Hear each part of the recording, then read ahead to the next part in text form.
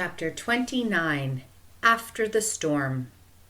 The boops and booms had stopped, and the lights were back on. Myron and the others had to step over all sorts of objects as they made their way back up toward the classroom. The stairs were strewn with books, papers, cafeteria trays, musical instruments, an air pump, a giant stuffed walrus, and even a bust of Sigmund Freud. Between the 26th and 27th floors, the stairs were completely blocked off by Mr. Kidswatter's enormous desk. They all had fun climbing over it, including Mrs. Jules. Once back in class, Myron dropped Miss Zarv's fingernail into the bucket, which, unfortunately, was empty. Sadly, the other 900,999 clippings were gone. Myron would have written 1,000,000 on the chalkboard anyway, but there was no chalkboard. The chalk was there, however.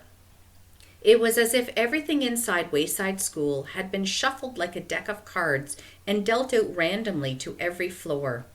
Mrs. Jules' chalkboard was eventually discovered in the library. Fingernails and toenails would continue to be found for years to come, sometimes in very strange places. The sun shined. The sky was as blue as Allison's eyes. Birds chirped as they flew about. There had been no birds during the dark days of doom.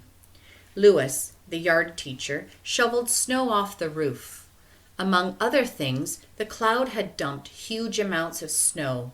The playground sparkled white. Lewis had to be careful. The snow was packed high above the guardrails and was very slippery. "Look out below!" he shouted as he tossed a shovelful of snow over the edge. Down below, the kids were playing a kind of reverse dodgeball. It was the boys against the girls. Every time Lewis shouted, "Look out below!" they did the opposite. Eric Ovens charged past Jenny and dived face first, sliding across the snow-covered ground. Lewis's clump smacked him right on the head. "1 point!" he exclaimed. Recess was 3 hours today. The kids had been sent out to play, while the teachers were stuck with cleaning up the mess made by the storm. Just as Mrs. Jules had predicted, now that the cloud of doom was gone, the world had become a happier place. The only thing missing was a rainbow. "Look out below!" Lewis called from the other side of the school. They raced around the building. Leslie dived toward the falling clump.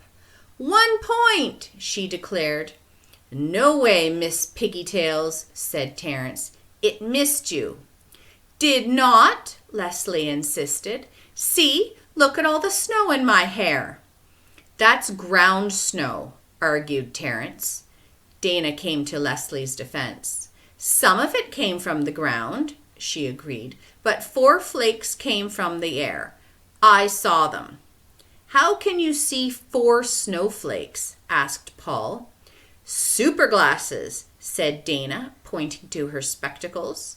She picked 4 snowflakes out of Leslie's hair. 1, 2, 3, 4.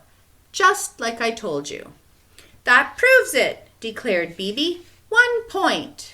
Paul scowled. He remained skeptical of her spectacles. Up on the roof, Lewis spotted something sticking out of the snow. It was purple and green with some yellow dots. He tried to pull it free, but it was stuck. He pulled hard. It still wouldn't budge. He gave it one hard yank. The umbrella jerked free, but Lewis's feet slipped out from under him.